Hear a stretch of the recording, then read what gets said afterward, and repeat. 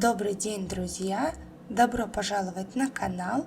Сегодня я поделюсь с вами рецептом вкусного и быстрого тортика медовика. Готовится он буквально за 30 минут. Это отличный вариант для домашнего чаепития. Получается нежный, мягкий, очень вкусный. Обязательно советую взять себе в заметочки этот рецепт и обязательно его приготовить. Для начала необходимо в кастрюльке растопить 80 грамм меда на маленьком огне. Далее к меду добавляем 1 чайную ложку пищевой соды, хорошо перемешиваем и провариваем мед в течение 1-2 минуток до образования красивого карамельного цвета. Через 2 минутки постоянно помешиваем, не забываем помешивать, чтобы ничего не пригорело.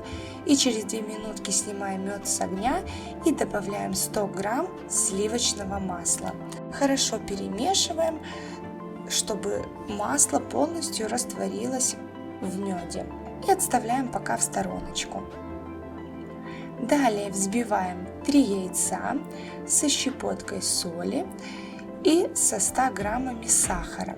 Яйца можно не взбивать, а сразу добавлять к меду, но когда яйца взбиты, коржи получаются более воздушные. Яйца взбиваем до пышности в течение 5 минут. Далее к яйцам добавляем мед и хорошо все перемешиваем.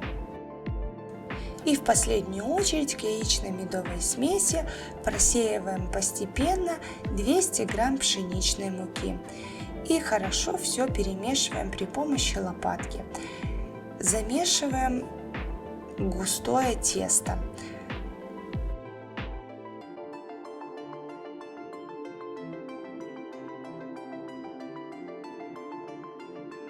Замешиваем однородное тесто, оно вот получается такой консистенции, так не сильно быстро стекает с лопатки.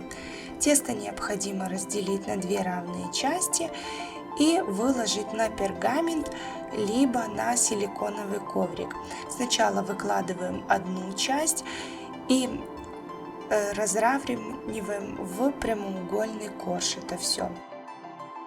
Равномерный. Выпекаем в разогретой до 160 градусов духовке примерно 6-8 минут. Все зависит от вашей духовки.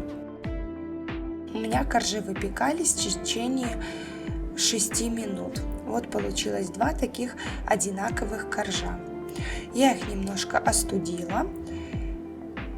И теперь при помощи ножа острого необходимо подровнять сначала краешки. Краешки эти подойдут в дальнейшем для украшения торта. Их нужно будет просто промолоть блендером либо кофемолкой. Коржи выровняли и в дальнейшем разрезаем их на более мелкие. У меня будет 4 коржа, так как я хочу получить торт побольше. Если хотите торт поменьше, тогда можно разрезать еще на половинку и получится 8 коржей. Торт будет маленький, но высокий.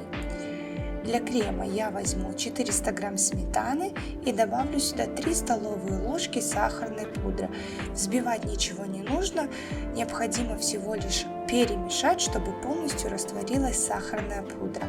Сладость крема можно уже варьировать по своему вкусу, сделать менее сладким, либо более сладким. Начинаем собирать наш тортик.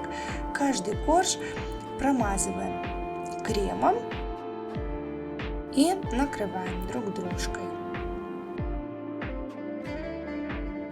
Когда смазали все коржи, обязательно не забываем про краешки торта, чтобы в последующем его украсить. Остатки от коржей, как я уже говорила, я смолола в мелкую крошку при помощи блендера, и теперь этими крошечками необходимо украсить торт. Украшаем сначала бока, а потом посыпаем верхушку тортика.